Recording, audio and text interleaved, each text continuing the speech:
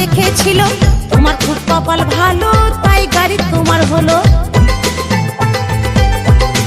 হ্যাঁ, শোরুমের নতুন গাড়ি কতজনা দেখেছিল, তোমার খুব কপাল ভালো তাই গাড়ি তোমার হলো।